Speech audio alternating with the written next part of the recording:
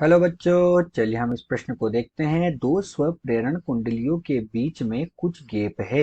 यदि उनके स्वप्रेरण गुणांक L1 व L2 हो तो उनके बीच अन्योन्य प्रेरण गुणांक कितना होगा। तो चलिए बच्चों, हम सर्वप्रथम इस प्रश्न की मुख्य अवधारणा पर चर्चा करते हैं।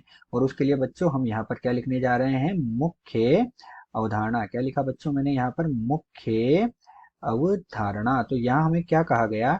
हमें अन्योन्य प्रेरण गुणांक का मान ज्ञात करना है और दो कुंडलियों के स्व प्रेरण गुणांक L1 व L2 दिए हुए हैं।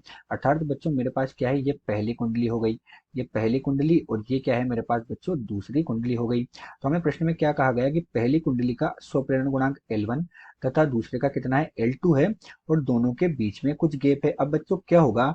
अगर मैं पहली कुंडली में धारा प्रवाहित करता हूं तो इसके कारण दूसरी कुंडली जो है उसमें अन्योन्य प्रेरकत्व उत्पन्न होता है, और यदि मैं दूसरी कुंडली में धारा प्रवाहित करता हूं तो उसके कारण पहले कुंडली में क्या होता है? अन्योन्य प्रेरकत्व उत्पन्न होता है।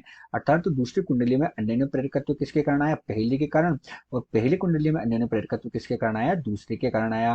तो यही हमारे पास बच्चों क्या है? इस प्रश्न की मुख्य अवधारणा है। तो चलिए बच्चों, अब हम मुख्य अवधारणा के आधार पर प्रश्न को हल करते हैं।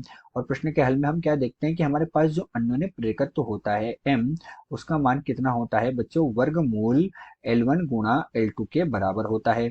और ये हमारे पास बच्चों क्या होता है? ये आदर्श स्थिति होती है। अर्थात इसका मतलब क्या हुआ कि जब एक परिनालिका से संबंध चुंबकीय फलक जो होता है वो दूसरी परिनालिका में पूर्ण रूप से चला जाए तो वो हमारे पास क्या हो जाता है? m का मान वर्गमूल L1 L2 के बराबर होता है। लेकिन बच्चों हमारे पास जो आदर्श स्थिति है वो संभव नहीं होती है, इसलिए हम यहाँ पर क्या करते हैं? m बराबर k, और यहाँ वर्गमूल L1 गुणा L2 होता है। ये k हमारे पास बच्चों यहाँ पर एक गुणांक होता है जिसे हम युग्मन गुणांक कहते हैं। क्या कहते हैं बच्चों? इसे हम युग्मन गुणांक कहते हैं। अतः हमारे पास दिया गया जो प्रश्न है, इस दिए गए प्रश्न में अगर दो कुंडलियों के स्व प्रेरण गुणांक L1 व L2 हो तो उनका अन्योन्य प्रेरण गुणांक m बराबर k under root L1 L2 होगा, जहाँ k युग्मन गुणांक है तथा जिसका मान 0 से 1 के बीच में होता है। किसके बीच में होता है k का मान?